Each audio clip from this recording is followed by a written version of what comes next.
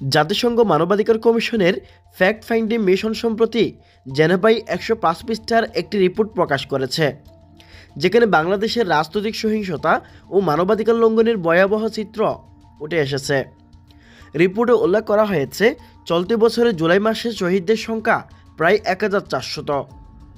আওয়ামী লীগ ও এর অঙ্গ সংগঠনের নেতাকর্মীদের দ্বারা হত্যা, নির্যাতন, এমনকি যৌন সহিংসতার বিষয়েও স্থান পেয়েছে সেখানে।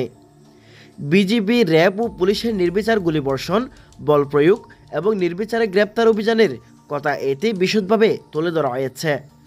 নিহতদের মধ্যে প্রায় ১২ থেকে ১৩% শিশু, যাদের অনেককেই পঙ্গু করে দেওয়া হয়েছে। এক প্রতিবেদনে ১২ বছরের একটি শহীদ শিশুর উল্লেখ করা হয়েছে, যার শরীরে ২০০টি প্যারেড বুলেট বিদ্ধ হয়েছিল।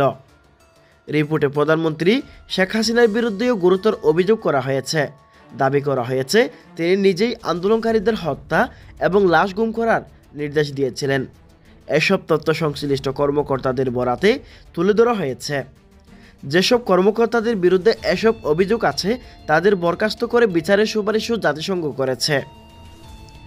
তবে রিপোর্টের একটি গুরুত্বপূর্ণ দিক হল, জাতিসংঘের এই মিশনের সদস্যরা ঢাকায় বিএনপি এবং জাতীয় পার্টির শীর্ষ নেতাদের সঙ্গে বৈঠক করলেও জামায়াতের নেতৃত্বের সঙ্গে সাক্ষাৎ করতে সক্ষম হননি। জাতিসংঘ জানায়, জামায়াতের নেতারা সাক্ষাতের প্রস্তাবে সাড়া দেননি। একই অবস্থা ছিল শিবিরের নেতাদের সাথেও। জাতিসংঘ মিশন শেষে কয়েকজন কর্মীর সাক্ষাৎকার নিয়েই তাদের কাজ সম্পন্ন করতে বাধ্য হয়।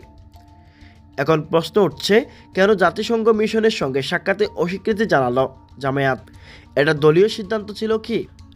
সাবেক প্রধানমন্ত্রী শেখ হাসিনার বিরুদ্ধে জাতিসংঘের তদন্তের প্রসঙ্গেও তারা কেন নীরব? বিএনপি যেখানে সংবিধান অনুযায়ী গণহত্যার বিচার চায়, সেখানে জামায়াতের নীরবতা ও সহযোগিতার অভাব প্রশ্নবিদ্ধ।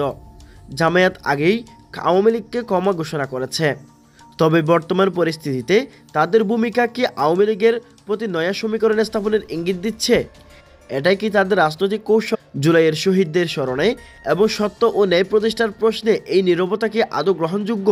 এসব প্রশ্নের উত্তরে কোনো অমীমাংসিত। News desk, the Bengal news.